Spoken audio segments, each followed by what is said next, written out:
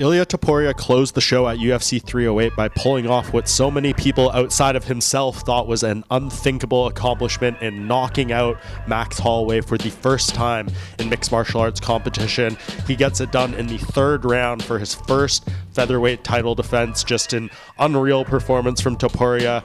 Shows that he is not a fluke champion by any stretch of the imagination. Any questions around his title win against Alexander Volkanovski in February were silenced. Of course, you could say Volkanovski made the quick turnaround from the Islam Makhachev knockout, and maybe that took some luster off of Topuria's finish of him, but there is no denying, no counting out, and no undercrediting what he did against Holloway. Just a great fight leading up to that moment. In the third round, lands clean, puts Holloway down for the first time in the octagon, and finishes the show. Just unbelievable performance from the champion, and he is still undefeated and looking like one of the true next big stars in the UFC. Just 27 years old, has the personality, has the trash talk, has the style, everything going for him right now, and the confidence is only growing bigger. What's terrifying is that as good as his boxing appears to be, his grappling might be even better. We saw some slices of it with the takedown of Holloway in this fight, but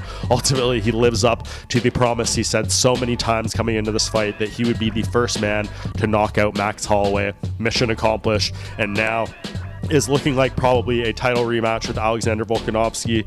Dana White saying that's the fight to make. No reason to deny Volk. They brought him into the cage. The fight is set up. These guys seem to have a solid amount of respect for each other at this point, and it's just a matter of when and where this is going to happen. Of course, there's that Australia date in Sydney in February, but Topuria does not seem keen on going into enemy territory to do that rematch with Volk. I'm sure he would much prefer the UFC to go to Spain and make that fight happen. Dana White asked many times about an event happening there at the post-fight press conference. I think that is going to be what they're going to try their best to do.